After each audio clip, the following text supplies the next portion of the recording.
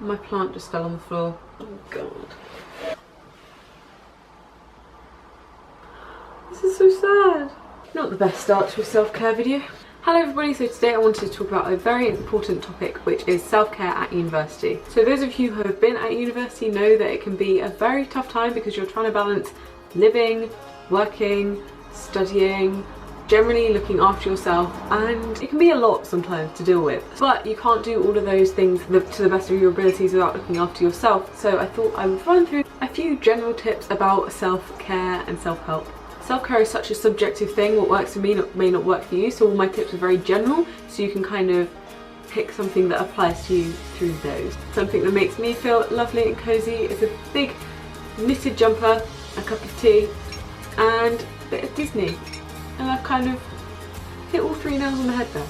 So I have 5 general tips that I was going to go through. The first tip I was going to say is to remember that self-care is not selfish. You are focusing on keeping yourself calm, collected, and to perform your best so that you can give your best to other people and give your best to everything else that you're committed to. Looking after yourself and putting yourself first is ultimately going to help anyone else around you.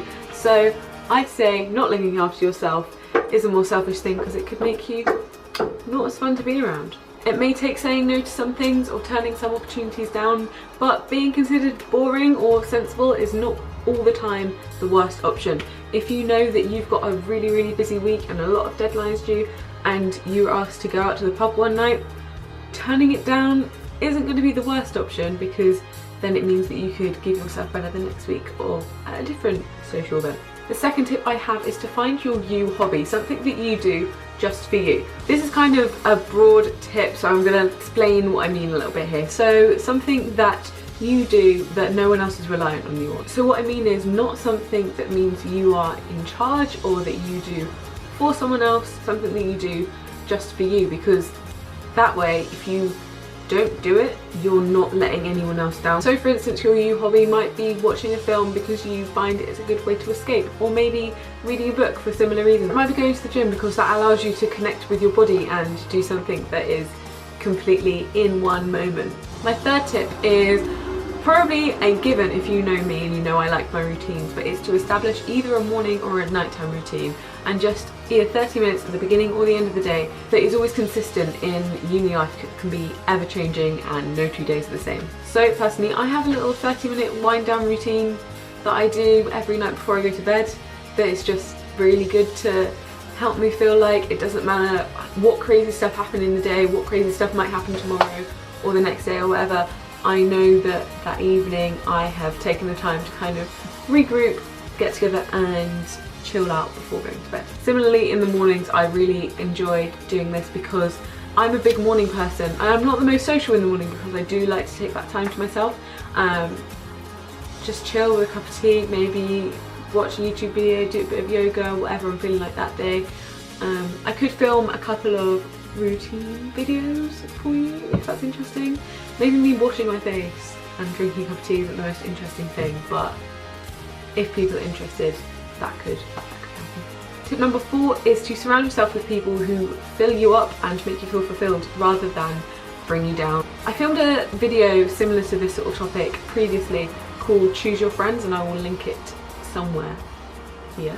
Basically what I spoke about in that video is that you have the power to choose who you spend your most time with, and then you can choose whether you want to spend time with people who make you feel fulfilled and energized, or people that just drain you of the limited energy you have as a uni student, let's be honest. And the 5th tip is to constantly assess and continuously reassess the things that make you calm, chill, grounded and not stressed, and then focus on keeping them in your life. And also try and notice the things that make you a bit more stressed, and try and eliminate them as much as possible. Obviously as much as possible, because I know like deadlines are going to stress you out and you can't just say don't really fancy this. It's things more in your lifestyle that stress you out. Maybe if you haven't made time for cooking or exercising recently and you've noticed you've been more uptight and stressed about that. This is something I've been doing recently in terms of assessing which sort of things keep me grounded, keep me relatively low stress and keep me performing academically the best I can.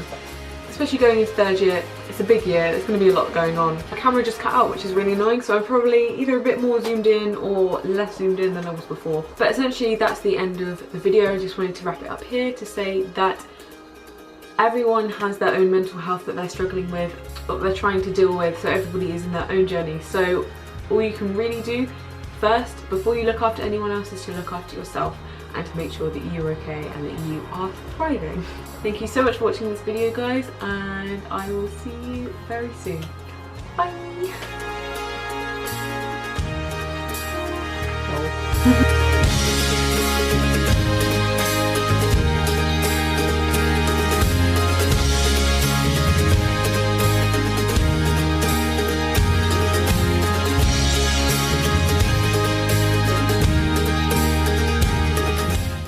Oh, my poor plant. Oh no.